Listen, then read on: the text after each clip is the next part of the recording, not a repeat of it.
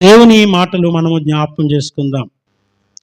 రాజుల రెండవ గ్రంథము 17వ అధ్యాయము మొదటి నుండి 41 వచనాలను మనము ఈ దినము ధ్యానించుదాం. అనగా ఈ 17వ అధ్యాయం మొత్తాన్ని మనము ఆలోచన చేస్తున్నాం. ఈ 17వ అధ్యాయం మొత్తం నేను చదవడానికి కుదరదు గాని ఆయా భాగాలుగా దానిని వివరించడానికి నేను ఇష్టపడుతూ ఉన్నాను. కనుక 17వ అధ్యాయంలో నేను కొన్ని మాటలను మాత్రము మీకు చదివి తర్వాత నేను దేవుని వాక్యముని వివరిస్తాను. పరిశుద్ధ గ్రంథాన్ని మీరు తెరిచి మీ ఎదుట దాన్ని ఓపెన్ చేసి పెట్టుకొని నేను మొదటి వచనం నుండి చదువుతూ ఉన్నాను. మీరు ఈ మాటలు వినాల్సిందిగా మనవి చేస్తూ ఉన్నాను. యూదా రాజైన అహాబు ఏలుబడిలో 12వ సంవత్సరమందు ఏలా కుమారుడైన హోషేయ సోమ్రోనులో ఇశ్రాయేలును ఏలనారంభించి 9 సంవత్సరములు ఏలెను. అతడు తన పూర్వీకులైన ఇశ్రాయేలు రాజులు చెడుతనము చేసినంత మట్టుకు చేయకపోయినను యెహోవా దృష్టికి చెడుతనమే జరిగించెను. అతని మీదికి అష్షూరు రాజైన పల్మానేశ్వరు యుద్ధమునకు రాగా హోషేయ అతనికి దాసుడై పన్ను ఇచ్చువాడాయెను.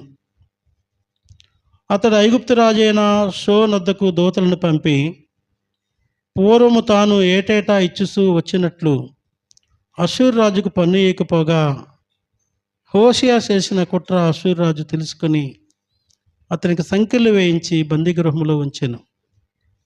అష్షూరు రాజు దేశమంతటి మీదకి సోమ్రోను మీదికి వచ్చి 3 సంవత్సరములు సోమ్రోనును ముట్టడించెను. హోషేయ ఏలుబడిలో 9వ సంవత్సరమందు అతడు సోమ్రోను పట్టణమును పట్టుకొని ఇశ్రాయేలు వారిని అష్షూరు దేశంలోనికి చెరగొనిపోయి గోజాను నది దగ్గరనున్న హాలాహు హాబోరు అనే స్థలములందు మాదీయుల పట్టణంలోని వారిని ఉంచెను. ఇది దేవుని వాక్యము. ప్రియులారా, మనము దీన్ని చూసినప్పుడు హోషేయ జీవితంలో జరిగిన సంఘటనలు మనం గమనిస్తూ ఉన్నాం. ఈ హోషేయ ఇతడు ప్రియులారా ఇశ్రాయేలును ఏలే రాజు, ఇశ్రాయేలు రాజు. హోషేయ రాజు దేవుని యొక్క నియమ ప్రకారంగా నియమించబడిన నాయకుడు. కనుక ఈ రాజు యొక్క జీవితంలో జరిగిన ఆ రాజరికంలో జరిగినటువంటి సంగతులు మనము ఆలోచన చేస్తూ ఉన్నాం. ఈ రాజు యొక్క జీవితం చూసినప్పుడు ఇది చాలా దుర్మార్గమైన పరిపాలన చేసినట్లుగా కనిపిస్తూ ఉన్నాం. తన తండ్రి తర్వాత దేవుడు ఈయనకి అవకాశం ఇచ్చినాడు రాజు అవ్వడానికి. తన తండ్రి తర్వాత రాజ్యాధికారికి వచ్చిన ఈయన ఈ రాజ్యమునకు ఈ రాజ్యాధికారమునకు కర్త అయినటువంటి దేవుని విషయంలో ఇతడు నమ్మకస్తుడిగా లేనట్లుగా చూస్తూ ఉన్నాం. ఎందుకు ఈ మాట మనం చూస్తున్నామంటే అతడు 2వ వచనంలో తన పూర్వీకులైన ఇశ్రాయేలు రాజులు చెడుతనము చేసిన అట్లుగానే అతడు చేయకపోయినప్పటికీ యెహోవా దృష్టికి చెడుతనమే జరిగించెను అని చూస్తూ ఉన్నాం. ఇది చాలా వింతైన మాట. చెడుతనము చేశాడంట. కానీ ఇక్కడ ఎలా ఉందంటే అంతకు ముందు ఉన్న రాజులు, ఇశ్రాయేల్ రాజులు చేసినంత చెడుతనం చేయలేదు, కానీ దేవుని దృష్టికి చెడుతనమే చేశాడట. ప్రియులారా, అది యెహోవా దృష్టికి అది చెడుతనమే అనే మాట కూడా మనం చూస్తూ ఉన్నాం. ఈ దినం చూసినట్లయితే చాలాసార్లు ఈ మాట నాకు చాలా ఆశ్చర్యం కలిగిస్తూ ఉంటుంది, ఆలోచన కలిగిస్తూ ఉంటుంది. దుష్టత్వము దుష్టత్వమే, పాపము అది పాపమే అన్నటికి. కానీ ఈయన జీవితంలో చూసినప్పుడు తనకు ముందున్న రాజులంతా చెడుతనం చేయకపోయినా కానీ దేవునికి ఇష్టం లేనే చేశాడంట. కొన్నిసార్లు చాలామంది అనుకుంటూ ఉంటారు, మేము అంతేం చేయలేదులే పాపం, వాడులాగా ఏం చేయలేదులే, ఈయనలాగా ఏం చేయలేదులే, ఆమెలాగా నేనేమి అంత కాదులే అని చెడుతనంలో మంచితనాన్ని ఎత్తుక్కుంటాం కదండి. చెడుతనంలోనే మంచితనం, వాడంత నేనేం తాగనబ్బా అంటే తాగుబోతే కానీ మంచి తాగుబోతు అన్నట్లు. వాళ్ళంతా అన్యాయంగా నేనేం మాట్లాడను, వాళ్ళంతా ఈడి ఫ్యాషన్స్ ఆఫ్ చేయండి.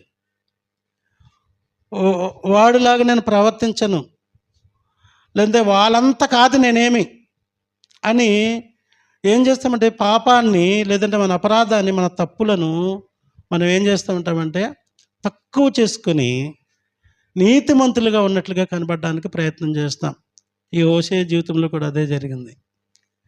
హోషేయ ఒకవేళ తను ముందున్న రాజులతో పోల్చుకున్నాడేమో. వారు ఇశ్రాయేలు రాజులు, అంతకు ముందున్న వారు చాలా ఘోరమైన ఇక రాజుల గ్రంథాలను మనం పరిశీలన చేసినప్పుడు అన్యాయమైన క్రియలను వారు చేసినట్లుగా చూస్తూ ఉంటాం. ఈయన అంత దుర్మార్గము, దుష్టత్వము తన జీవితంలో ఉండి ఉండకపోవచ్చేమో, కానీ దేవుని దృష్టిలో చెడుతనమే చేశాడు అన్నది లిఖితమైనటువంటి సత్యము. పిల్లలారా, ఈ రాజుల 2వ గ్రంథము 17వ అధ్యాయము హోషేయ జీవితము, అక్కడ ఉన్న పరిస్థితులు చూసినప్పుడు ఈయన చేసిన చెడుతనం కారణంగా ఏమైందంట, అతడు అశ్షూరు రాజు చేతిలో ఓడిపోయి ఆయనకి దాసుడు అయిపోయాడని చూస్తా ఉన్నాం.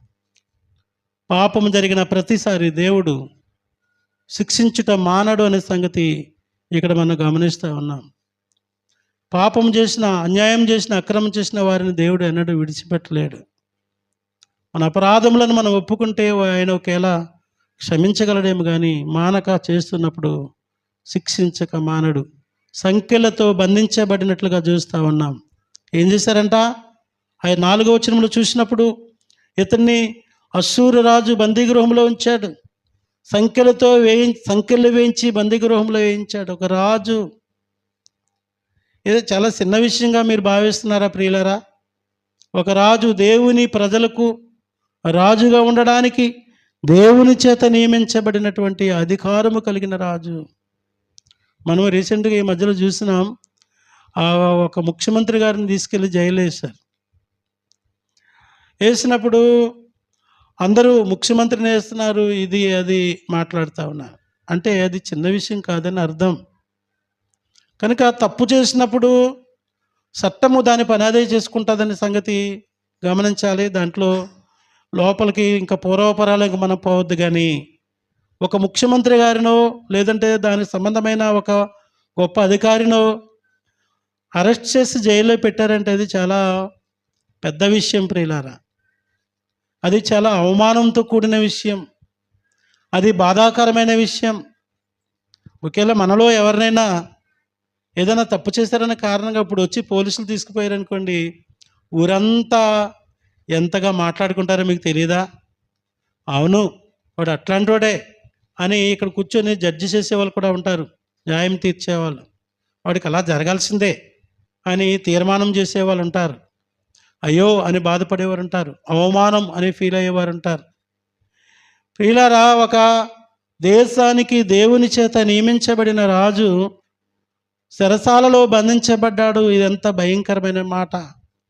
కారణం ఏంటి అని చూసినప్పుడు దేవుని దృష్టికి చెడుతనం జరిగించాడు.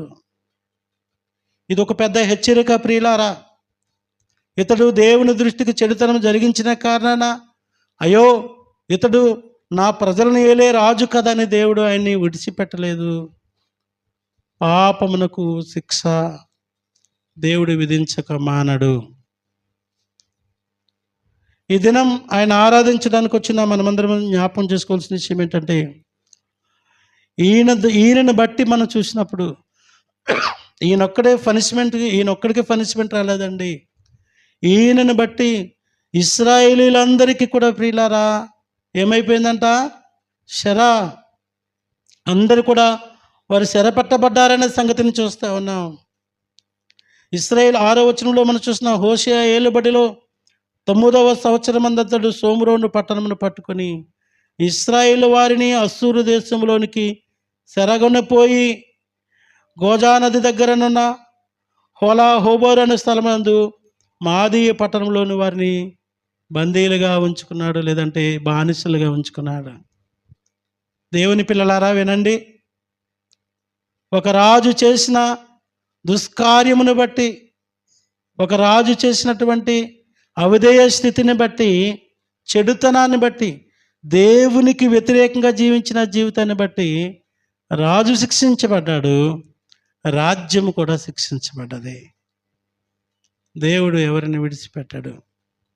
ద్వితీయోపదేశ కాండంలో చూస్తూ ఉంటాం, తల్లిదండ్రుల దోషము ఆయన తన 3-4 తరములు పిల్లలకు ఇస్తానని చెప్పిన మాట సత్యమే కదా. కనుక పాపము చేసేవారు, అవిధేయత చేసేవారు ఎవరు కూడా తప్పించుకోలేరనే సంగతిని, దేవుని చేతులను తప్పించుకోలేము.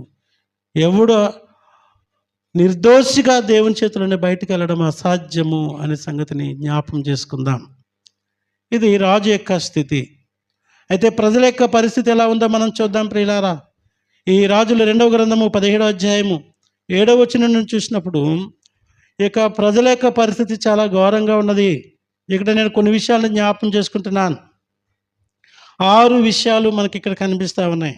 మొట్టమొదటిగా చూసినట్లయితే ప్రజలు దేవుని దృష్టికి పాపం చేసినట్లుగా, లేదంటే అవిధేయులైపోయినట్లుగా కనబడతా ఉంది. రాజేమో ఈ విధంగా చెడుతనం చేసినాడు, ప్రజలు కూడా ఆ విధంగానే మారిపోయారు. ప్రియమైన దేవుని పిల్లలారా, తల్లిదండ్రులారా గమనించండి. మీరు అన్యాయముగా జీవిస్తే మీ పిల్లలు న్యాయముగా ఉంటారన్నది అది అత్యాశ అవుతుంది. మీరు అన్యాయంగా జీవిస్తూ మీ పిల్లలు క్షేమముగా ఉండాలని కోరుకోవడము అది న్యాయం కాదు. ఇక్కడ అదే జరిగింది. ఏం జరిగింది ప్రియులారా? దేవుని యొక్క ప్రజలని చెప్పబడిన ఆ ఇశ్రాయేలీలు దేవుని దృష్టిలో ఘోరమైన పాపం చేసినట్లుగా, అవిధేయత చూపించినట్లుగా మనకు కనబడతా ఉంది. ఈ అధ్యాయాలను మనం పరిశీలన చేసినట్లయితే 7వ వచనంలో వీరు చేసిన మొదటి అవిధేయత ఏంటంటే, మనం చూస్తూ ఉన్నాం, ఇశ్రాయేలీలు ఐగుప్తు దేశంలో నుండి, ఐగుప్తు రాజు అయిన ఫరో యొక్క బలము క్రింద నుండి తమ్మును విడిపించిన తమ దేవుడైన యెహోవా దృష్టికి పాపము చేసి ఇతర దేవతల యందు భయభక్తులు నిలిపిరి. దేవుణ్ణి మర్చిపోయారంట.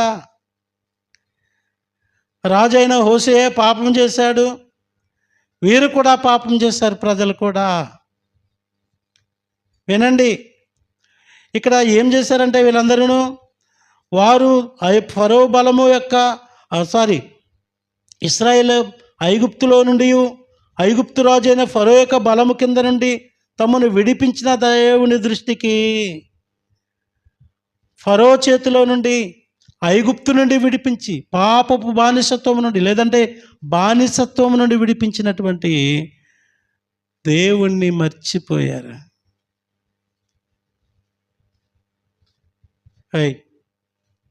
దేవుణ్ణి మర్చిపోవడం అనే మాట ఎంత భయంకరం ఇది.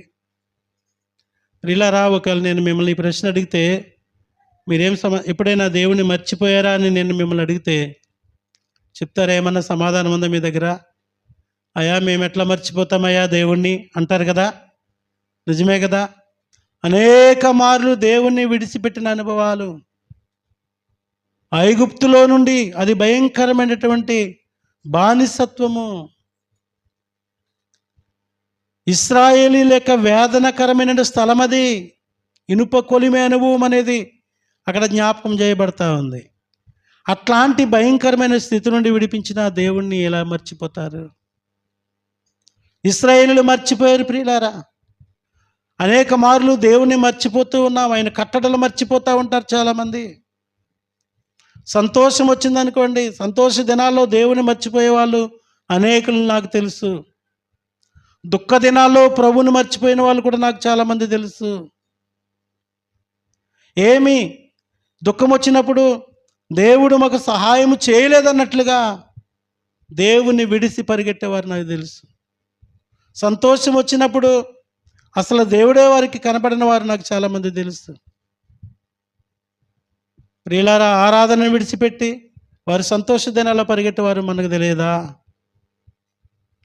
ఆయన కట్టడలను మర్చిపోవడం దేవుని మర్చిపోవడం అనగా, ఆయన యొక్క నిబంధనలు మర్చిపోవడం దేవుని మర్చిపోవడం అనగా, ఇది ఎంత భయంకరం.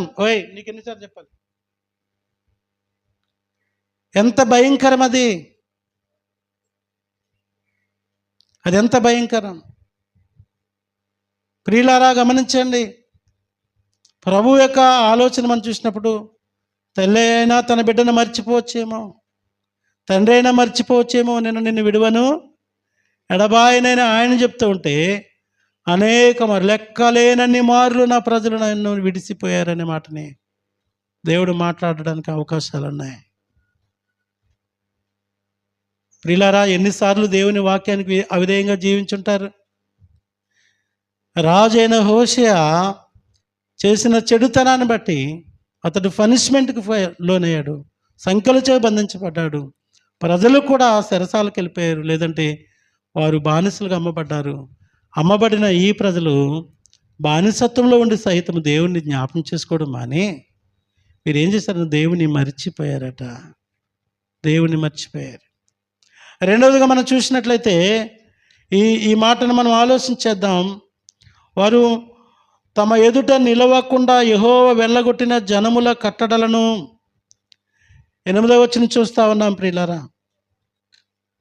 జనముల కట్టడలను, ఇశ్రాయేలు రాజు నించిన కట్టడలను అనుసరించుతూ ఉండిరి. ఇంకా మనం చూసినట్లయితే ఇశ్రాయేలు యొక్క జీవితంలో మనకి కనబడేది ఏంటంటే, తమకు విజయము కలుగుతుందని, క్షేమముగా ఉంటామని, తమకు సరైన నడిపింపు ఉంటుందన్న నమ్మకంతో ఆలోచించేత తమ చుట్టూ ఉన్న అన్య దేవతలను వారు పూజించడం ప్రారంభించారంట. 7వ వచనంలో ఈ మాట మనకు కనిపిస్తూ ఉంది. ఫరో యొక్క బలం కింద నుండి తమను విడిపించిన తమ దేవుడైన యెహోవా దృష్టికి పాపం చేసి ఇతర దేవతలందు భయభక్తులు నిలపడం ప్రారంభించారు. ఎర్ర సముద్రమును దాటించిన దేవుడు ఆయన బాహుబలమును మర్చిపోయి వారికి క్షేమమును, జయమును, నడిపింపును ఉంటుందనే ఆలోచనతో తమ చుట్టూ ఉన్నటువంటి ఏ ప్రాంతాల్లో అయితే వీరు అన్యులుగా, పరదేశులుగా, బానిసలుగా అమ్మబడ్డారో ఆ దేశపు దేవతలను వారు ఆరాధన చేయడం ప్రారంభించారంట. 12వ అధ్యాయము రాజుల 2వ గ్రంథం 12వ అధ్యాయంలో మనం చూసినట్లయితే 12వ వచనంలో మనం చూసినట్లయితే, చేయకూడదని వేటిని గురించి యెహోవా తమకు ఆజ్ఞాపించినో వాటిని చేసి పూజించుచూ ఉండిరి. ఏమి సంభవించింది వీళ్ళకి?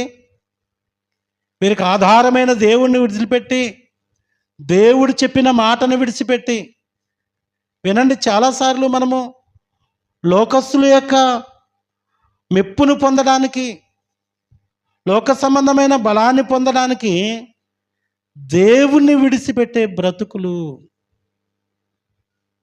కొందరు రథములను బట్టి, మరికొందరు గుర్రములను బట్టి అతిశయిస్తారు. కానీ మేమైతే మా దేవుడైన యెహోవాని బట్టి అతిశయిస్తామని భక్తుడు చెప్తా ఉన్నాడు. చాలామంది ప్రియులారా దేవుణ్ణి విడిచిపెట్టడానికి ఏమాత్రము భయపడరు. వీళ్ళ జీవితం చూసి చేయకూడదని వేటిని గూర్చి దేవుడు సెలవిచ్చాడో, ఏది చేయదని ఆజ్ఞాపించాడో వాటినే చేయడం ప్రారంభించారని చూస్తూ ఉన్నాం. ఇంకా భయంకరమైన బతుకు చూడండి. 17వ వచనంలో ఈ ప్రజల యొక్క జీవితం ఎంత దారుణంగా అయిపోయిందంటే, మరియు తమ కుమారులను, కుమార్తెలను అగ్నిహోత్రములలో నడిపించి, ఏంటండి, అగ్నిగుండం దాటించారంట. ఇది ఎవరి ఆచారం? ఇది అన్యుల ఆచారం. ఇది వారు ఏ దేశంలో అయితే పరదేశులుగా ఉండొచ్చారో ఆ దేశ ప్రజల యొక్క ఆచారం అది. అగ్నిగుండంలో నడిపించారు. ఎంత భయంకరమండి! తమ పిల్లలను నడిపించారంట. దానిలో కాలిపోయిన వారు అనేకులు, అగ్నికి ఆహుతి అయిపోయిన అనుభవాలు. దేవుడు హృదయమును కోరుకునేవాడు. దేవుడు నీ ప్రాణమును కోరుకోడు. నీ త్యాగాలు దేవునికి అవసరం లేదు. నీ బలియాగాలు దేవునికి అవసరం లేదు. ఆయనే నీ కొరకు బలియాగం అయిపోయిన దేవుడు. ఈ ప్రజలు ఎంత భయంకరంగా, ఎక్కడిది అగ్నిహోత్రం? ఎక్కడిదండి ఇది? అన్యుల ఆచారం ఇది. ఆ విధంగా వారి ప్రాణములను వారు ఆయాసపరుచుకున్నట్టుగా చూస్తూ ఉన్నాం. రెండోదిగా చూసినట్టయితే శకునమును, సిల్లంగితనమును వాడుక చేసుకొని, ఏంటండి, ఎవరు వీరు? మహోన్నతుడైన దేవుని చేత విమోచించబడిన ఈ వీరు దయ్యపు ఆత్మచేత నడిపింపబడే శకునము, శిలంగితనము, ఆ మంత్ర విద్యలను, ఆ మాంత్రికులను ఆశ్రయించి దేవునికి దృష్టికి కోపం పుట్టించడం ప్రారంభించారు. ఎంత దిగజారిపోయారు. మీలో ఎవరైనా ఇంకా అట్లాంటి వారు ఉన్నారా ప్రియులారా? విడిచి వచ్చిన పాత జీవితపు పాత అలవాట్లను ఇంకా వెంబడించే వారు ఇంకా ఎవరైనా ఉన్నారా? జాగ్రత్త సుమి, దేవుని ఉగ్రతకు లోనవుతారనే సంగతిని ఈ వాక్యం ద్వారా దేవుడు మనతో మాట్లాడుతూ ఉన్నారు. దేవుని ఉగ్రత ఇక్కడ మనం చూసినప్పుడు భయంకరమైనటువంటి అనుభవాలు మనకు దేవుని దృష్టికి చెడుతనం అనే మాట కనిపిస్తూ ఉంది. ఇంకా మనం చూసినట్లయితే వీరు ఒక మాట కనబడతా ఉంది. వారు ఏం చేశారంట? తమ్ము తాము అమ్ముకున్నారు. ఏం చేశారంట? అపవిత్రతకు అమ్మేసుకున్నారంటండి. పాపమునకు అమ్మేసుకున్నారంట. అమలారా, నన్ను చూస్తున్నారా?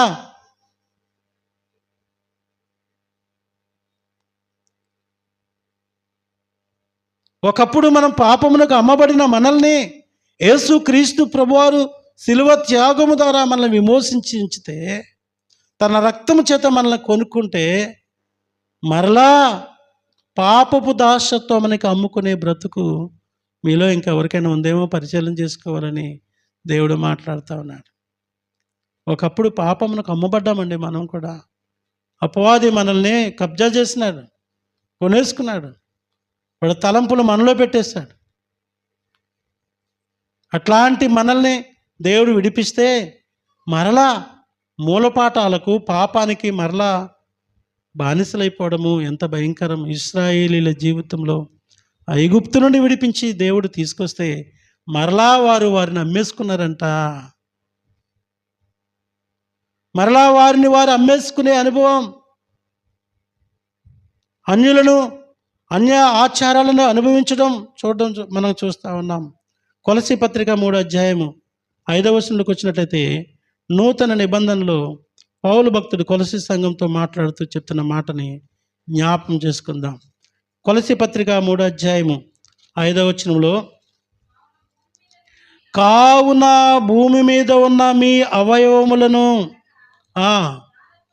జారత్వమును, అపవిత్రతను, కామాతురతను, దురాశను, ధనాపేక్షను సంపివేయుడి. ఒక 5 విషయాలు ఈ కొలసీ పత్రికలో 3 5లు కనిపిస్తాయి ప్రియులారా. మనము ఏం చేయాలన్నది మొదట చెప్తా ఉన్నాడు. సంపివేయవలసిన 5 పాపములున్నాయి. సంపాల్సిన 5 పాపాలు. ప్రియులారా, మీ ఉనికిలో చనిపోయినోడు ఎవరైనా బతకడం చూసారా? ఒక కుక్క కానీ, ఒక జంతువు కానీ, ఒక పక్షి కానీ, ఒక మనిషి కానీ చనిపోయిన వాళ్ళు ఎవరైనా బ్రతకడం చూసారా? లేదు ప్రియులారా.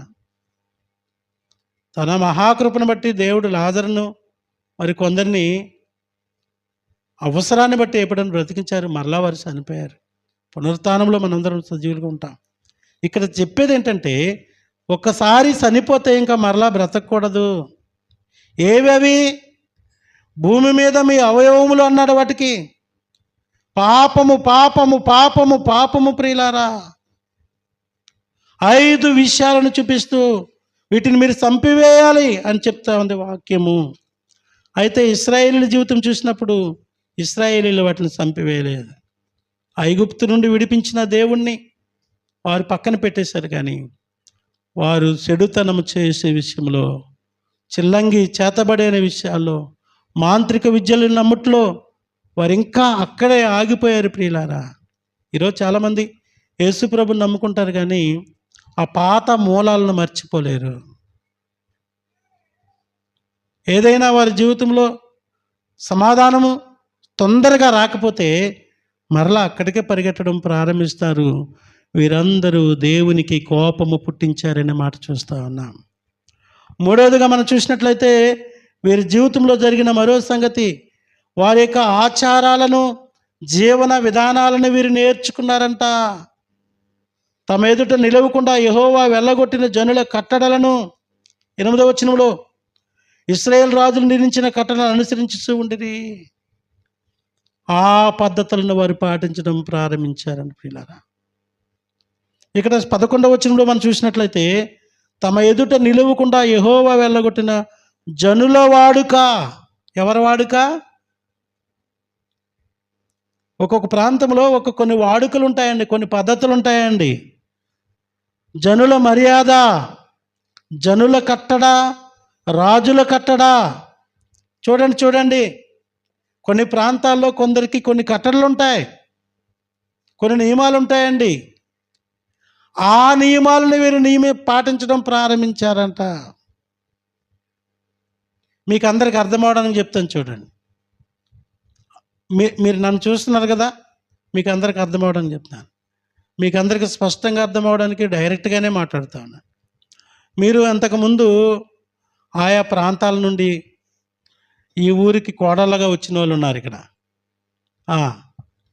మీ ఊర్లలో మీరు అంతకుముందు ప్రభు నెరగక ముందు కలిగినటువంటి ఆరాధనలు ఉన్నాయి, మీ పద్ధతులు ఉన్నాయి.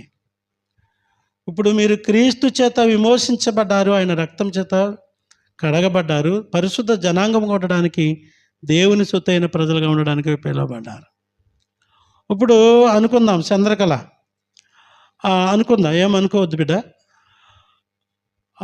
వాళ్ళ ఊరిలో వాళ్ళ జనులు కట్టడం ఉంటుంది, రాజుల కట్టడ, ఊరు అధికారులు కట్టడం ఉంటుంది.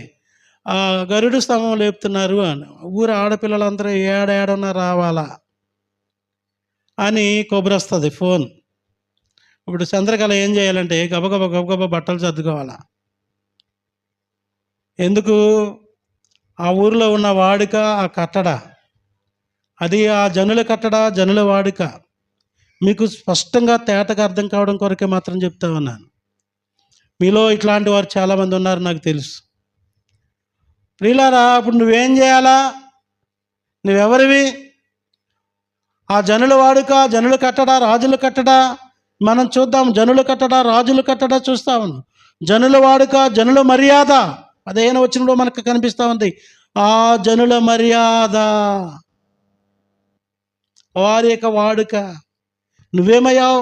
క్రీస్తు రక్తం చేత విమోచించబడ్డాను నేను. ఆ వాడుకలు, ఆ కట్టడలు, ఆ మర్యాదలు నాకొద్దు. నా మర్యాద నాకుంది, పరిశుద్ధుడైన దేవుని ఆరాధిస్తూ ఉన్నాను నేను. ఇంకా దాని జోలికి నేను రానని చెప్పడం నీకు చేత రాదు. నీకు సంతోషం ఉంటుంది. కారణం ఏంటంటే విమోచించబడినా కూడా దానిలో నీకు ఆనందం కనిపిస్తూ ఉంటుంది. తినడానికి దొరుకుతాయి, సంతోషించడానికి దొరుకుతుంది, ఏమేమో దొరుకుతుంది. లోకమును వెంబడిస్తున్న వారు మీలో లేరా? ఇశ్రాయేలు జీవితం ఇదే జరిగింది ప్రియులారా. మనం చూసినట్లయితే తిమోతి 2వ పత్రికలో మనం చూద్దాం. తిమోతి 2వ పత్రిక 4వ అధ్యాయము 3-4 వచనాల దగ్గరికి వచ్చినట్లయితే, తిమోతి 2వ పత్రిక 4వ అధ్యాయము 3-4 వచనాల్లో, ఎందుకనగా జనులు హితబోధను సహింపక, హితబోధ నీకు ఇష్టం లేదు, దాన్ని సహించుకోలేవు. నీకేదో ఇష్టమైంది అది నీవు వినడానికి పరిగెడతావు. ఇది ఇంకా అబద్ధ బోధల గురించి మాట్లాడుతున్న మాటను ఇక్కడ జ్ఞాపకం చేస్తా ఉన్నా. అబద్ధ బోధలు, అబద్ధపు ఆలోచనలను వెంబడించే వారిని గురించి మాట్లాడుతూ ఉన్నాడు పౌలు భక్తుడు. దురద చెవులు గలవారై తమ స్వకీయ దురాశలకును అనుకూలమైన బోధకులను పోగు చేసుకుని సత్యమునకు సేవనీయక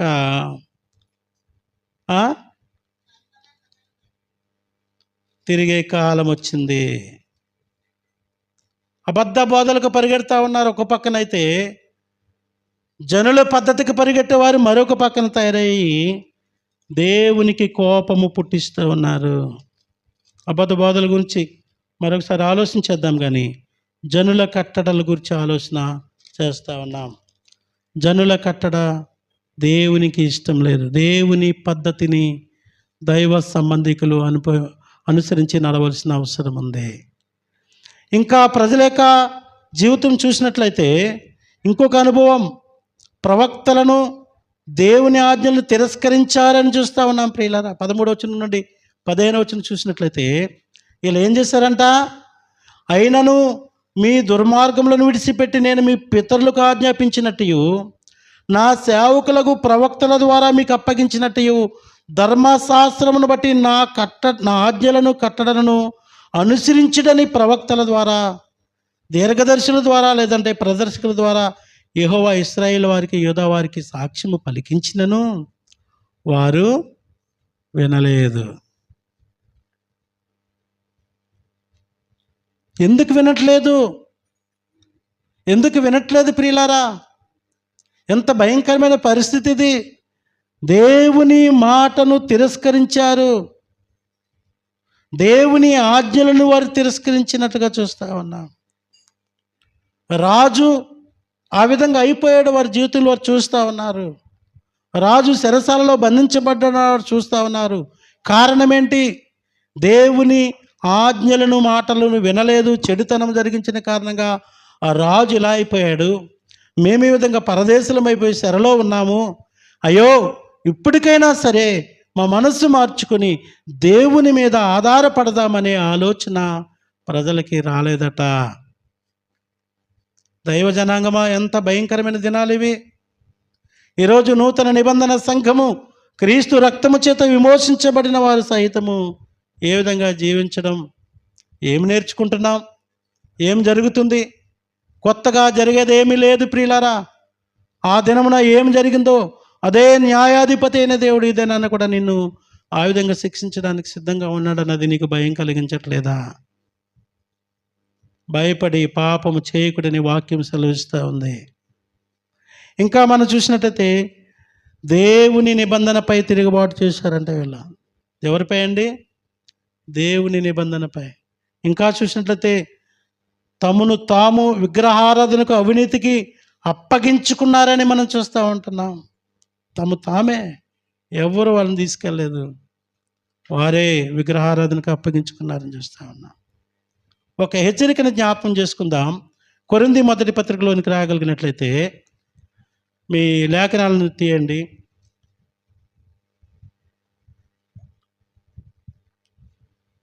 కొరింథీ మొదటి పత్రిక 10వ అధ్యాయము మనం చూసినప్పుడు ఇక్కడ చాలా శ్రేష్టమైన విషయాలను 10వ అధ్యాయం 1వ వచనం నుండి పౌలు భక్తుడు మాట్లాడుతూ ఉన్నారు.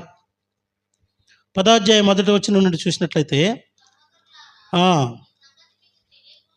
సహోదరులారా, ఈ సంగతి మీకు తెలియకుండుట అని ప్రారంభించి, నేను చదువుతున్నాను చూడండి, అదేదనగా ఒక పెద్ద స్టోరీని చెప్తా ఉన్నాడు, జరిగిన సంగతిని చెప్తా ఉన్నాడు పౌలు భక్తుడు. నూతన నిబంధన సంఘములో ఉన్నటువంటి, కొరింథీ సంఘములో ఉన్నటువంటి వారికి మాట్లాడుతూ ఈ దినాన కూర్చున్న నీతో నాతో కూడా దేవుడు మాట్లాడడానికి ఇష్టపడతా ఉన్నాడు. సహోదరులారా, ఈ సంగతి మీకు తెలియకుండా నాకు ఇష్టం లేదు. వినాలి. ఈ సంగతి మీకు తెలియకుండా నాకు ఇష్టం లేదు. ఏంటి ఈ సంగతి?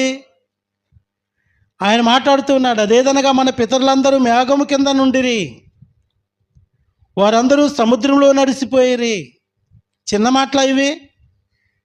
అనగా మన దేవుడు వారి కొరకు సముద్రమును 2 పాయలుగా చేసి నడిపించాడు, ఐగుప్తు నుండి విడిపించడానికి.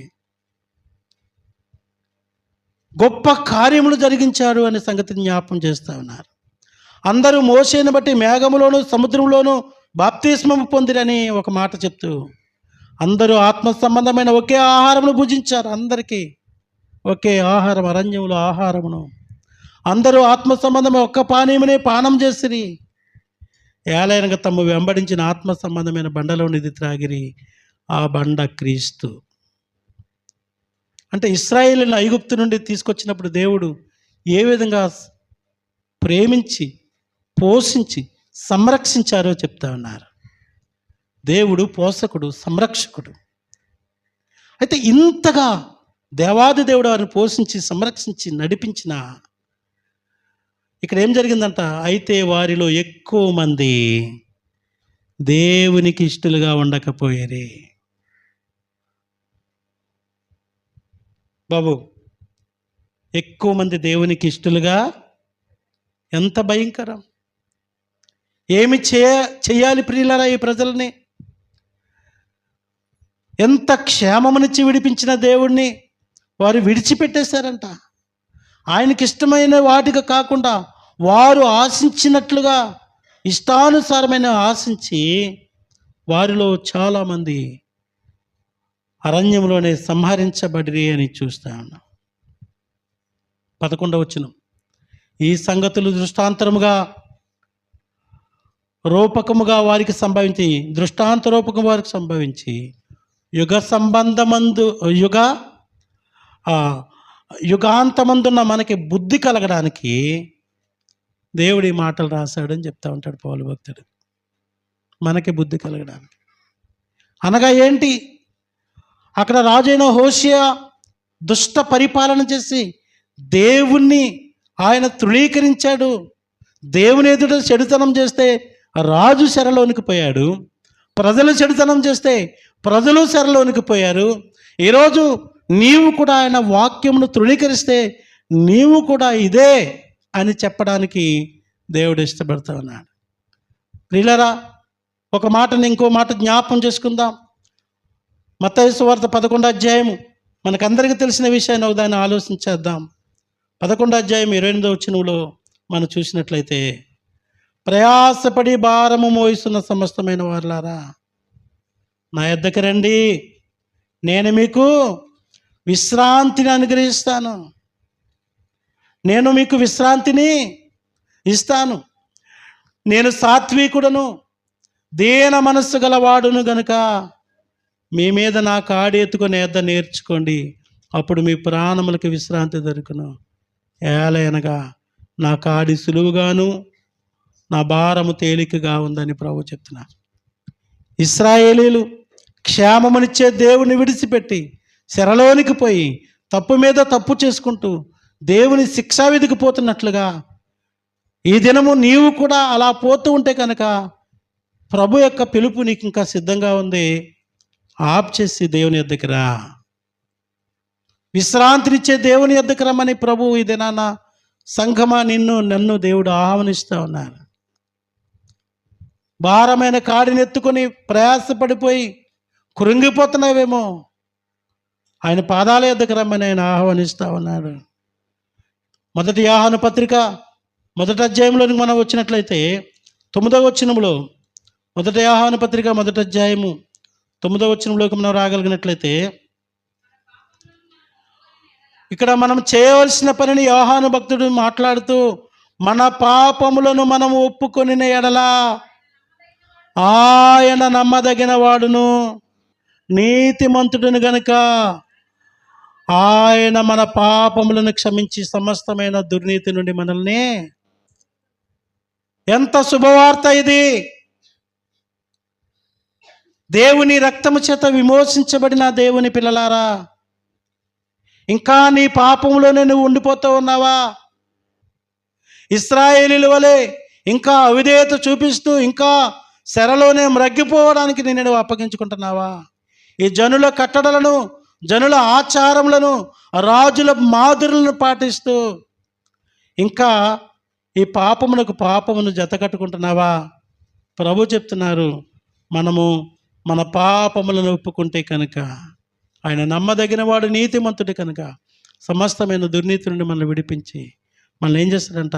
పవిత్రులుగా చేయడానికి ఇష్టపడతా ఉన్నాడు. నీకు ఇష్టమేనా?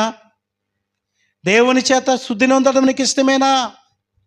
అయ్యో ఇదేంటయా, నేను ఎప్పుడో బాప్తిసం తీసుకున్నాను కదా, నేను ఎప్పుడో రక్షణ పొందాను కదా, ఇంకా నాకేంటి అయిపోయింది. చాలామంది జీవితాల గురించి మాట్లాడడానికి సిగ్గవుతుంది, బాధ అవుతుంది. వారు ఎందుకు బాప్తిసం తీసుకుంటారంటే సచ్చినాక పెట్టిలో పెడతారని తీసుకుంటున్నారండి. ఎందుకు? సచ్చినాక పెట్టిలో పెట్టి సమాధి చేస్తారని బాప్తిసం తీసుకుంటున్నారు కొందరు. నువ్వు సచ్చినాక పెట్టిలో పెట్టినా దేంట్లో పెట్టినా నువ్వు పోయేది నరకమే. ఒకవేళ నీ మరణం కూడా అఫీషియల్గా అంటాడు ఒక ఆయన, అఫీషియల్గా ఉండాలరా, ఆ పాడి మీద వేసుకుని తీసుకెళ్ళేదంతా బాగాలేదు, పాత పద్ధతే, పెట్టు అయితే బాగుంటుంది, తెల్ల తెల్లగా ఉంటుంది. ఏమి దౌర్భాగ్యం. నేను విన్నాను ప్రియులారా ఈ మాట, ఎంత బాధ కలిగించిందో. ఎందుకొరకా నువ్వు భక్తి చేసేది? దేవుని తీవ్రమైన ఉగ్రత నీ మీదకి వస్తూ ఉంది. ఆయన ప్రియకుమారుడని క్రీస్తు యేసు రక్తం నీ మీద ఉండగా ఇంకా పాపమునకు పరిగెడుతూ ఉన్నావేమో, జాగ్రత్త. అందుకని నీ పాపములు ఒప్పుకోవాలి. ఇశ్రాయేలీలు ఇంత జరిగిన వారి జీవితంలో వారు ఇంకా దేవునికి అప్పగించుకోవడం మానేసి తమ పాపముల చేత వారు అపవాదికి అప్పగించుకొని అమ్ముకొని పోయారంట ప్రియులారా. శరలోకి వెళ్ళిపోయి ఏడుస్తూ ఉన్నారంట ప్రియులారా. ప్రియమైన క్రీస్తు నిన్ను పిలుస్తూ ఉన్నాడు. నీ పాపములు ఒప్పుకుంటావా దేవుని బిడ్డ? మన అపరాధంలోనూ మన పాపంలో చచ్చిన మనల్ని క్రీస్తు ప్రభువారు తన ప్రాణములు దానం చేసి విడిపిస్తే ఇంకా మరలా మూలపాఠాలకి ముందుకు పోతున్నావేమో, జాగ్రత్త. యేసు ప్రభు యొద్దకు రావాలి. మన అపరాధములను మనం ఒప్పుకుంటే మన దుర్నీతి నుండి విడిపించి మన పరిశుద్ధపరచడానికి యేసు ప్రభువారు నీ కొరకు సిద్ధంగా ఉన్నారు. మార్కు సువార్తలోకి మనం వచ్చినట్లయితే 1వ అధ్యాయము 5వ వచనంలోకి రాగలిగినట్లయితే, సువార్తికుడైన మార్కు ద్వారా దేవుడు మనతో మాట్లాడుతూ ఉన్న మాట ఏంటంటే, అంతటా యూదయ దేశస్థులందరూ యెరూషలేము వారందరూ బయలుదేరి అతని యొద్దకు వచ్చి తమ పాపములను ఒప్పుకొనుచు యోర్దాను నదిలో అతని చేత అనగా యోహాను చేత బాప్తిస్మము పొందుచుండిరి. రీసెంట్గా ఈ బాప్తిస్మం గురించిన ఒక విషయాన్ని నేను విని ఆశ్చర్యపోయిన ప్రియులారా. నాకే కొత్తగా అనిపించింది. ఏంటి బాప్తిస్మం గురించి బోధ అంటే, బాప్తిస్మం ఎప్పుడు తీసుకుంటారు? పాపములను ఒప్పుకొని ప్రారంభ దినాల్లో బాప్తిస్మం తీసుకొని సంఘంలో సభ్యులుగా చేర్చబడి నమ్మకంగా దేవుని ఆరాధించడానికి ముందుకు పోతూ ఉంటారు. అయితే మా ప్రియులు యోహాను మామిడి గారని ఒక దైవజనులు ఉన్నారు. ఆయన చెప్పిన విషయము నాకు భలే ఆశ్చర్యమైంది. కొందరు ఉన్నారండి, వారికి మళ్ళా బాప్తిస్మం ఇవ్వాలంట. ఏమి, ఒకసారి బాప్తిస్మం తీసుకుంటే అంత ఇంకా అయిపోయి పరలోక రాజ్యంలో మా కొరకు ఒక బిల్డింగ్ రెడీ అన్నంతగా ఫీల్ అయిపోయి వారి ఇష్టానుసారమైన జీవితం జీవించే పాపుల కొరకు చెప్పాడు ఆయన. అట్లాంటి వారు ఒకవేళ మరలా మారు మనసు పొందితే కనుక మళ్ళా బాప్తిస్మం. నాకు చాలా కష్టమైంది అన్నమాట. కానీ తీవ్రంగా ఆలోచన చేసినప్పుడు అనిపించింది, నిజమే కదా, దైవజనులు చిన్న ఉన్నమాట చెప్పారు కదా. ఇలా బాప్తిస్మం ఇచ్చుకుంటూ పోతుంటే ఎప్పటికి నీ ముగింపు? ప్రియులారా, ఒకవేళ ఈ రోజే దేవుని రాకడైతే నువ్వు ఎప్పుడే వస్తే నీ గతి ఏమోను? ఇశ్రాయేలీలను అస్సూరు రాజు ఎత్తుకుపోయినట్లుగా అపవాది నిన్ను నరకానికి తీసుకుపోవడానికి సిద్ధంగా ఉన్నాడు. నీ పాపం విషయంలో నువ్వు పశ్చాత్తాపడి నువ్వు ఆ బాప్తిస్మం అనే ఆ శ్రేష్టమైన అనుభవాన్ని జాగ్రత్తగా పట్టుకొని ముందుకు కొనసాగాల్సిన అవసరం ఉంది. ఇంకా బాప్తిస్మం తీసుకుంటే ఇంకా అయిపోయింది, ఎక్కడైనా తిరగచ్చు, ఎలా అయినా తిరగచ్చు, ఇంకా అయిపోయింది. మా జీవితంలో పరలోకం మాదే, భూమి మీద ఒక పెట్టు కూడా మాకు ఉంటుంది తెల్లని రంగుతో అని నువ్వు ఫీల్ అవుతూ భ్రమలో ఉన్నావేమో. దేవుడు పాపులను క్షమించలేడు. నీవు ఒప్పుకోకపోతే దాన్ని విడిచిపెట్టి పశ్చాత్తాప పొంది మారు మనసు పొందాల్సిన అవసరం సంఘానికి ఉన్నది. ప్రియులారా, మీలో ఎవరైనా ఇంకా మూలపాఠాలకి వెనక్కిపోయి నేను దేవుని బిడ్డనే, జమాన్లో ప్రభుని నమ్ముకున్నానని చెప్పేసి అనుకుంటూ, నేను అప్పుడే 19 సంవత్సరాలు అయింది బాప్తిస్మం ఇచ్చి, 20 సంవత్సరాలు అయింది బాప్తిస్మం తీసుకొని అని నువ్వు అనుకుంటూ నీ ఇష్టానుసారంగా జీవిస్తున్నావేమో. దేవుని తీర్పులో నీవు నిలవలేవు. దేవుని తీర్పులో నీవు నిలవలేవు. కొరింథీ 2వ పత్రిక 5వ అధ్యాయం 20వ వచనంలోనికి మనం వద్దాం. కొరింథీ 2వ పత్రిక 5వ అధ్యాయం 20వ వచనంలోనికి వచ్చినట్లయితే, ఎవరు లేరా? 5వ అధ్యాయం 20వ వచనంలోకి మనం రాగలిగినట్లయితే ఇక్కడున్న మాటని జ్ఞాపకం చేసుకుందాం. కావున దేవుడు మా ద్వారా వేడుకొనున్నట్టు మేము క్రీస్తుకు రాయబారులమై దేవునితో సమాధానపడుడని క్రీస్తు పక్షముగా మిమ్మల్ని బతిమాలు కొనుచున్నాము అని పౌలు భక్తుడు కొరింథీ సంఘాన్ని బ్రతిమాలుతున్నాడు. హలో, క్రీస్తుతో సమాధానపడండి. పిల్లలారా వినండి, మీ దుష్టత్వం విషయంలో ఏ విషయంలో తప్పిపోయారో, ఏ విషయంలో లోక ఆచారాలను వెంబడిస్తూ ఉన్నారో, ఇశ్రాయేలీయుల జీవితంలో దేవుని మరిచిపోయారు. అన్య దేవతలను సేవించడం ప్రారంభించారు. ఆ యొక్క భక్తిహీనుల యొక్క ఆచారాలను, వారు విధానాల్ని నేర్చుకోవడం ప్రారంభించారు. దేవుని ఆజ్ఞను తిరస్కరించారు. దేవుని నిబంధన మీద తిరుగుబాటు చేశారు. అవినీతిగా అప్పగించుకున్నారు. ఈ అనుభవాల్లో ఏ అనుభవంలో నువ్వు ఉన్నా సరే, ఇది నన్ను ప్రభువు మాట్లాడుతూ ఉన్నారు. ఏం చేయాలంటే ప్రియులారా, 5వ అధ్యాయం 20వ వచనంలో చెప్తూ ఉన్నది. మీరు ఏం చేయాలి అని చెప్తున్నట్లయితే, మీరు దేవునితో సమాధాన పడండి.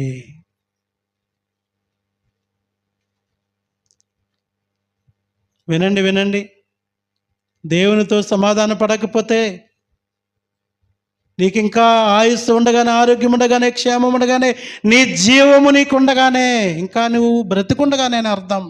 ఇప్పుడే దేవునితో సమాధాన పడవలసిన అవసరం ఉంది. హలో, చాలామంది నామకార్థంగా వచ్చిపోతూ ఉన్నారు. నీ పాపములు ఎంత తీవ్రమైనవో, ఆ విషయంలో దేవుడు పాపం విషయంలో ఎంత తీవ్రమైన ఆలోచన కలిగి ఉన్నాడో నువ్వు అర్థం చేసుకుంటే, రాజులను విడవలేదు, తన స్వాస్థ్యమని చెప్పబడిన ప్రజలను విడవలేదు. నీవెంత? తన ప్రియకుమారుడైన క్రీస్తు రక్తం చేత విమోచించబడిన కారణంగా నీకు మరలా మరలా హెచ్చరిక చేస్తూ ఉన్నాడు, ప్రేమతో పిలుస్తూ ఉన్నాడు ప్రియులారా దేవుడు. కనుక దేవునితో సమాధాన పడవలసిన అవసరం ఉంది. అలా పడకపోతే నీ శిక్షకు నీవే కారణమవుతావని తెలియజేస్తా ఉన్నాను. ఇంకా ముందు కొనసాగుదాం. ఈ రాజుల 2వ గ్రంథంలో మనం చూసినట్లయితే, మనము 18వ వచనం నుండి 33వ వచనం వరకు మనం ఆలోచన చేసినట్లయితే, దాని యొక్క ఫలితము, ఇశ్రాయేలీయులు ఏమయ్యారు? ఎంత చెప్పినా వినలేదు. మీలో కూడా చాలామంది ఎన్ని మార్లు చెప్పినా మరలా మరలా అదే అదే అదే అదే.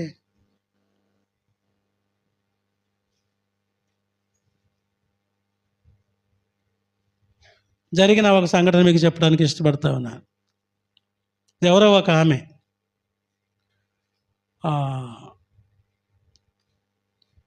అది ఇమిగ్రేషన్ ఆఫీసో ఏదో సంథింగ్, నాకు సరిగ్గా తెలియదు. వీజాలు ఇచ్చే ఆఫీస్ అది. ఎవరో ఒక ఆయన నన్ను తోలుకొని వెళ్ళాడు. నాకు ఆ సంగతులు తెలియదు. నేను పోయాను. ఈ పాస్పోర్ట్ వాళ్ళకి ఇచ్చి, ఆ వీజా ఏదో గ్రాంట్ అవుతుంది అన్నమాట వాళ్ళకి. ఈ మెడికల్ రిపోర్ట్లు అన్నీ సబ్మిట్ చేసి, తర్వాత ఆ రిజల్ట్ కొరకే వెయిటింగ్ చేస్తుంది అనమాట ఆమె. అందరూ కూడా అట్లాంటి వాళ్ళు ఉన్నారు అక్కడ.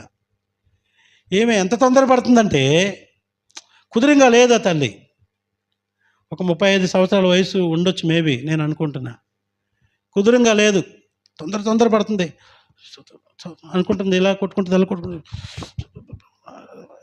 నేను ఆమె ఆ ప్రవర్తన చూసినప్పుడు మేము క్రిస్టియన్ ఏమో అని అనిపించింది నాకు. తర్వాత చూద్దాంలే అని ఆలోచించండి. అది పెద్ద ఆఫీస్ ఏం కాదు, చిన్న ఆఫీస్ హైదరాబాద్లోనే. పైకి వెళ్ళింది, అక్కడ ఇంకేమి ఖాళీ లేదు, మెట్లు క్లోజ్ అనమాట. అక్కడికి వెళ్ళి మోకరించింది.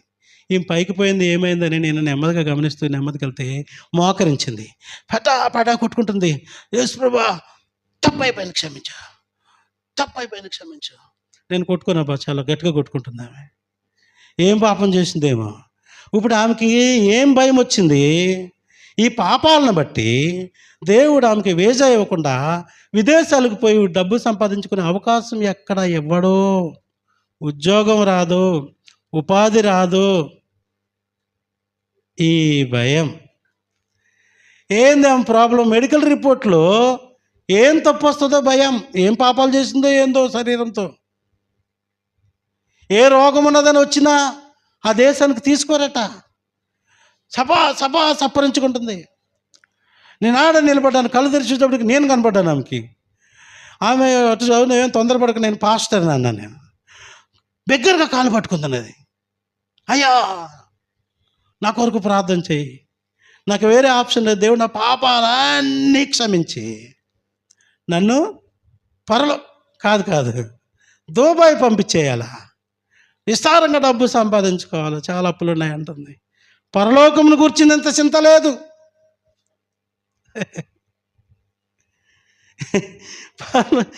ఆరోగ్యం కొరకు చింత ఎక్కువైపోయింది, ఆస్తుల కొరకు చింత ఎక్కువైపోయింది, భూలోక సంబంధమైన విషయాల కొరకు చింత ఎక్కువైంది, కానీ పరలోకము దేవునితో సమాధాన పడకపోతే పరలోకము రాదనే చింత లేదు. నేను అప్పుడు ఆమెకు పరలోకం గురించి చెప్పడం ప్రారంభించాను. ఆమె వినే టైం లేదు ఆమెకి. ఆమె యాస అంతా అక్కడే ఉంది. అయ్యా కాలు పట్టుకుంది, అయ్యా నేను నెంబర్ పైసలు పంపిస్తాను, నన్ను ఈ పైసలు వద్ద ఏమొద్దామా, నేను క్షేమంగా పోతే నాకు కూడా మొక్కేసుకుంటుంది.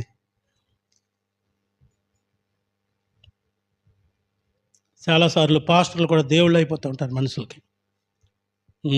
అయింది అనుకున్నది జరగాలంతే. ఏ పాస్టర్ అయితే అయింది, ఎక్కడికైనా పోవచ్చు, పోవాలంతే.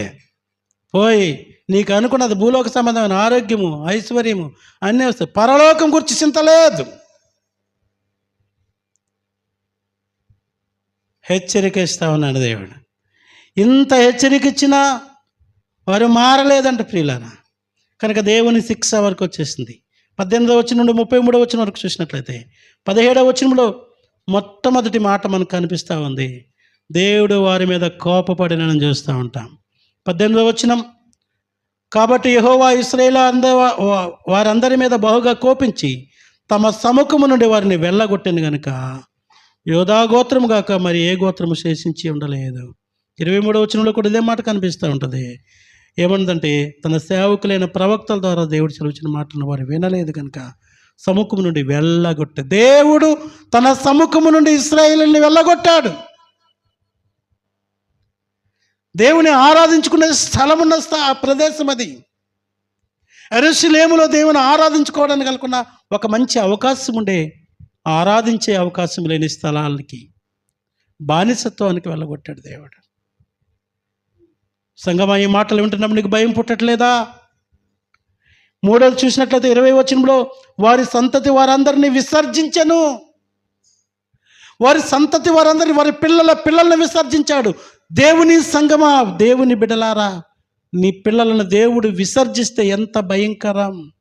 దేవుడే నిన్ను విడిచిపెట్టేస్తాయి, నీ సంతానాన్ని విడిచిపెడితే ఎంత భయం. మీకేమన్నా బాధ అవుతుందండి? మీకేమైనా బాధ అవుతుందా? బాగా కష్టపడి సంపాదించి ఎంతో కొంత ఒక సొమ్మును దాచుకుంటే నీ పిల్లల కొరకు దొంగడు ఎత్తుకుపోయడానికి ఎలా ఉంటుంది? ఎలా ఉంటుందమ్మా? నీ సొత్తు, దేవుడిచ్చిన బహుమానమైన గర్భఫలమును దేవుడు విసర్జిస్తే, ఇదిగో ఇంత ప్రేమతో దగ్గర పెట్టుకొని ఎక్కడికి పోకుండా వాడి మీదే చేయి పెట్టుకొని, ఎక్కడ పోతాడు వాడు? ఎవరు ఎత్తుకుపోతారు? అయినా వాడి మీద పెట్టుకొని, వెనక కూర్చున్న దాని ముందు ఫ్యాన్ ఉందని ఫ్యాన్ దగ్గర తెచ్చుకొని పెట్టుకొని ఇంత చక్కగా సాగుతున్నావే, ఎంత ప్రేమ మన పిల్లల మీద. ఇట్లాంటి పిల్లలను దేవుడు విడిచిపెడితే ఎంత భయంకరమమ్మా.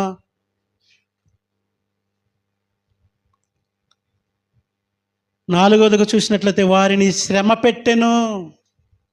వినండి, దేవుడే శ్రమ పెడితే నిన్నెవరు తప్పించగలరు? దేవుడే నిన్ను విడిచిపెట్టేస్తే నిన్నెవరు పట్టుకోగలరు? వారిని శ్రమ పెట్టిన 20వ వచనంలో చూస్తాం. 20వ వచనంలోనే మనం చూసినట్లయితే చూద్దాం, ఎవరైనా వాక్యం చదువుతూ ఉన్నారా? 20వ వచనం చూసినట్లయితే, అంతటా యెహోవా ఇశ్రాయేలు వారి సంతతిని అందరూ విసర్జించి వారిని శ్రమ పెట్టి అక్కడితో ఆగిపోకుండా దోపుడు గాండ్ల చేతికి వారిని అప్పగించాడు. దోపిడి దోపిడి దోపిడి.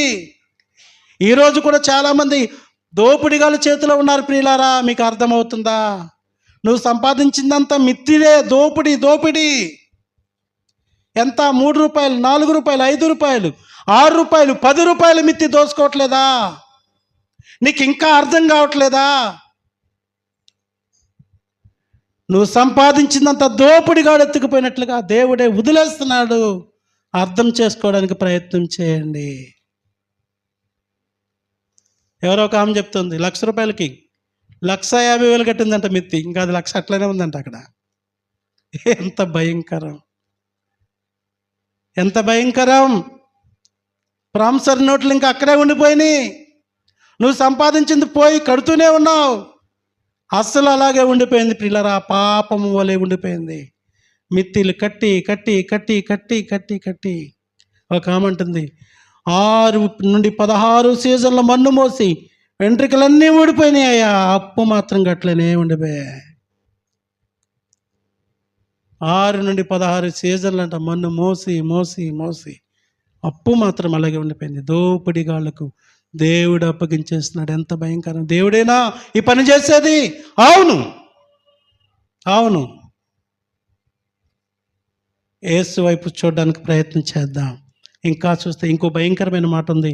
25, 26 వచనాలు చూసినట్లయితే, తమ అయితే వారు కాపురమును ఆరంభించినప్పుడు యెహోవా యందు భయభక్తులు లేనివారు గనుక యెహోవా వారి మధ్యకు సింహములను పంపెను. ఏం పంపాడంటండి? చిన్నపిల్లలారా చూడండి, సింహం అంటే ఏంటి? డాగ్గా? ఏమంటారు దాన్ని? లయన్. ఎరా లయన్ అంటే ఏంటి? ఏమన్నా కుక్కలాగా అంటే పోతుందా? ఊకినెత్తుకుపోతే ప్రియులారా ఎంత శరీరాన్ని. బలవం మనకంటే బలమైనది. ఈరోజు ఒకవేళ నిజంగానే అడవులోని సింహం వచ్చి నిన్ను ఎత్తుకుపోవచ్చేమో కానీ ఎత్తుకొని పోకుండా వచ్చేమో కానీ, దేవుని ఉగ్రత కనుక నీ మీద వస్తే బలవంతులు నేను పాడు చేయడానికి సిద్ధం. సింహములకు వారిని అప్పగించాడంట. ఆ సింహాలు ఏం చేసినాయంట? వారి మధ్యకు సింహం వారి కొందరిని చంపెను. సింహములు వారిని చంపుతున్న సంగతి విని అందరూ ఆశ్చర్యపోయారు. కారణం అసూరు రాజు అంటున్నాడంట, అమ్మమ్మమ్మమ్మ వీరిని సింహాలు చంపేస్తున్నాయి. కారణం ఏంటంటే వీరు దేవుని దృష్టికి యథార్థంగా లేరు కనుక ఇలా జరుగుతుందని. నా మాటలు ముగిస్తున్నాను దేవుని పిల్లలారా. నా మాటలు ముగించే ముందు ఒక హెచ్చరిక చెప్పడానికి ఇష్టపడతా ఉన్నాను. ఇర్మీయా గ్రంథంలోనికి మనం వచ్చినట్లయితే 13వ అధ్యాయంలో ఇక్కడ ఒక ప్రకటన మనకు బయలువెళ్ళబడింది. ఇర్మీయా గ్రంథము 13వ అధ్యాయము 23వ వచనంలోకి మనం రాగలిగినట్లయితే ఇక్కడ ఏమాట ఉందంటే, కూషు దేశస్థుడు తన చర్మము రంగును మార్చుకొనగలడా? సిరతపులి తన మచ్చలను మార్చుకొనగలదా? కూషు దేశస్థుడు అనగా ఆ నీగ్రోస్ అండి, నల్లజాతీయులు. వాళ్ళు తెల్లగావడానికి ప్రయత్నం చేయగలరా? ప్రయత్నం చేస్తే అవుతారా? సిరతపులి ఒకరు తన మచ్చలను మార్చుకోగలదా? ప్రియులారా వినండి, అవుతున్నారా? నల్లోళ్ళు తెల్లగా అవ్వడానికి ట్రై చేస్తలేదా? ప్రయత్నాలు చేసి తెల్లగా అవ్వచ్చు. చిరుతపులకు కూడా క్రాస్ బ్రీడింగ్లు చేసి దానిని రకరకాలుగా తయారు చేసే ప్రయత్నాలు జరగవచ్చు. ఇక్కడ ఏమంటాడంటే, వారు ఒకవేళ మార్చుకొనగలడా? చిరుతపులి మచ్చలు మార్చుకోగలిగిన ఎడలా కీడు చేటుకు అలవాటు పడిన మీరును మేలు చేయవల్లపడును. మీరు మారాలనుకుంటే మీకు ఛాన్స్ ఉంది. మీరు మారాలనుకుంటే మీకు అవకాశం ఉంది. అందుకనే ప్రభువారు అంటున్నారు, ప్రయాసపడి భారం మోస్తున్న వారు నా దగ్గర రండి, నేను మీకు సమాధానం ఇస్తాను, విశ్రాంతిని ఇస్తాను. మీరు మారాలనుకుంటే కనుక మీకు ఆప్షన్ నేను ఇస్తాను అంటున్నాడు దేవుడు. ఆయనకి అన్నీ సాధ్యమే. నీ అపరాధముల నుండి పాపముల నుండి నువ్వు ఒప్పుకుంటే, మనం చదివిన యోహాను 1వ పత్రిక 1వ అధ్యాయం 9వ వచనంలో పరిశుద్ధపరచడానికి ఆయనకి ఇష్టపడతా ఉన్నాడు. ఇదే అనుకూల సమయం. సంగమా, దేవుని వైపు చూడు, దేవుని వైపు చూడు. నీ అపరాధములు పాపముల విషయంలో ఒకసారి ఆలోచించి, లేకపోతే అస్సూరు రాజు లేదంటే హోషేయ రాజు యొక్క జీవితము అస్సూరులో ఏ విధంగా చెరసాలలోకి పోయిందో, ఇశ్రాయేలు ఐగుప్తు నుండి విడిపింపబడిన ఇశ్రాయేలులు మరలా ఏ విధంగా చెరలోనికి పోయారో, నీవు కూడా యేసు రక్తము చేత విమోచించబడిన నీవు కూడా నిత్య నరకాగ్నిలోకి పోతావేమో. విడువబడితే భయంకరం. ఆయన కృప కొరకే ప్రార్థన చేసుకుందాం, మారు మనసు పొందుదాం. ఈ హెచ్చరికను మనం జాగ్రత్తగా తీసుకొని, ప్రభువా నాకు సహాయం చేయండి అని అడుగుదాం. దైవాశీస్సులు దేవుడు మేము దీవించునుగాక. ఆమేన్. ఈరోజు వాక్యంలో నేను ఏం నేర్చుకున్నానంటే, ఇజ్రాయేల్ ప్రజలు వాళ్ళు ఎన్నిసార్లు దేవుడు వాళ్ళని కాపాడినప్పటికీ వాళ్ళు ఇంకా అన్యుల ఆచారాలను పాటిస్తూ దేవునికి విరోధంగా జీవించారు. అప్పుడు దేవుడు వాళ్ళని శిక్షించాడు. చాలా కఠినంగా శిక్షించాడు. వాళ్ళు పాలు తేనెలు ప్రవహించు దేశానికి వెళ్ళకుండా అరణ్యంలోనే దేవుడు వాళ్ళని సంహరించాడు. ఈ దినాన మనము అనేక తప్పులు చేస్తున్నాము. కానీ మారు మనసు లేకుండా ఇంకా జీవిస్తున్నాము. దేవుని వైపు పూర్తిగా మనము విధేయులుగా జీవించలేదు. కాబట్టి దేవుడు మనల్ని ఖచ్చితంగా శిక్షిస్తాడు అనేది ఒకటి గుర్తుంచుకొని మనము దేవునికి లోబడి జీవించాలి. మనము దేవునితో సమాధాన పడేవారిగా ఉండాలి. మన పాపములను ఒప్పుకొని ఇప్పటికైనా మనము దేవుని వైపు తిరిగి మన పాపములను ఒప్పుకొని ఆయన యొద్ద మనము విధేయులుగా జీవించాలని నేర్చుకున్నాం. Thank you.